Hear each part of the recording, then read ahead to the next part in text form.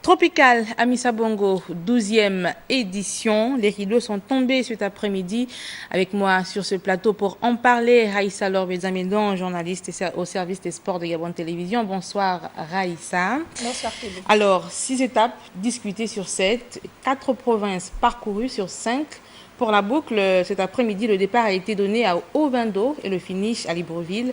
Peut-on dire que l'ensemble des municipalités aura donné un cachet particulier à cette compétition?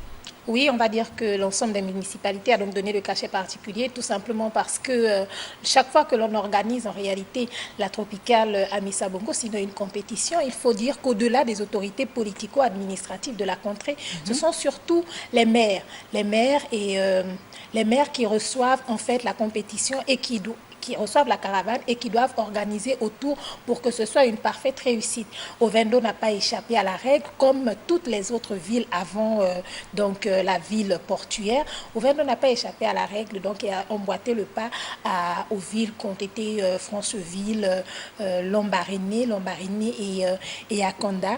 Et oui, il y a eu une véritable mobilisation, une véritable implication des municipalités et des patrons de ces municipalités pour que la fête soit belle, pour que le 12e rendez-vous tienne tout simplement toutes ces promesses. Donc, on pouvait les voir, hein, le maire de Libreville, le maire d'Ovendo, là au finish à Libreville, parce que tout simplement il fallait accompagner au maximum la petite reine qui s'était invitée au Gabon dans le cadre de ce 12e rendez-vous édition 2017. Alors, dernière étape, l'Érythréen Méron remporte celle-ci, occasion de faire le point sur la participation des équipes entre les anciennes et les nouvelles qui ont répondu présentes à ce rendez-vous.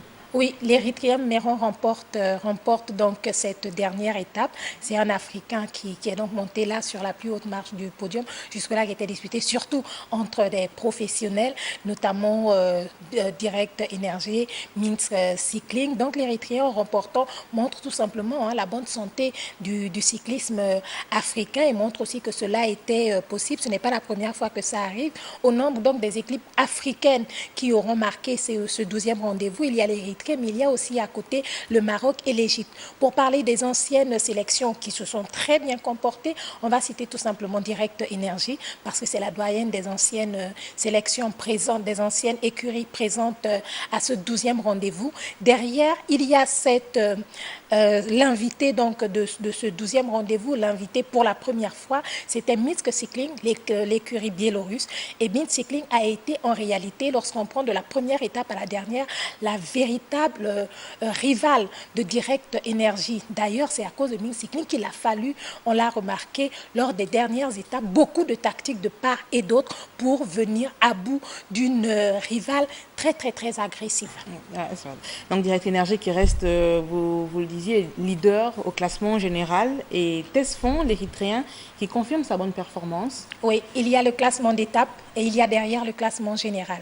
Au classement pour l'étape, donc, on va dire que l'étape d'aujourd'hui, c'est donc l'Érythréen qui apporte. Mais sur le classement général et au finish pour toute la compétition, Direct Énergie reste leader avec Johan Jen qui rompt ainsi sa deuxième victoire au finish, son deuxième maillot de leader après 2013. Il a remporté pour 2012 donc une 7e victoire, vu qu'il a 9 participations à la Tropicale Amissa Bongo avec Direct Énergie. Et il faut dire derrière qu'il y a donc Tesfom. L'Érythrée a été découvert en réalité en 2016 lors de la Tropicale Amissa Bongo. Tesfom qui est parvenu, n'est-ce pas, à marquer le coup avec Interpro Cycling Academy, l'écurie japonaise qui, je pense, a décidé de venir participer à la Tropicale à cause de son chouchou. Et Tesfom a montré de très bonnes performances pour ce rendez-vous. 12e édition terminée. Peut-on déjà, Raïssa, se projeter sur la 13e édition? Au fur et à mesure, je pense que les sélections africaines finissent par montrer qu'elles sont totalement à l'aise sur la course cycliste. On voit aussi que même avec de premières participations pour certaines équipes, le circuit est abordable. Il faut donc dire derrière que ce sont donc des équipes africaines qui se portent bien, et l'Érythrée est le porte-flambeau de ces équipes africaines. Cela veut dire que le cyclisme africain va vers le haut et lorsqu'on on voit ce cyclisme africain aller vers le haut, on regrette un peu, et là on ouvre la parenthèse, on regrette un peu les prestations de l'équipe gabonaise. Et à ce moment, on dit qu'on ne peut pas être organisateur et regarder tout simplement les autres. Il faut définitivement cette fois-ci que le cyclisme gabonais trouve la porte de sortie à tout ce qui jusque-là, n'est-ce pas, était un handicap. Et après, les détails seront donnés, comme vous le savez, Kenny. Le plus de la 12e édition sera donné dans l'émission Grand Sport du service Sport de Gabon Télévision. Merci Raïssa pour cette collaboration durant toute cette compétition.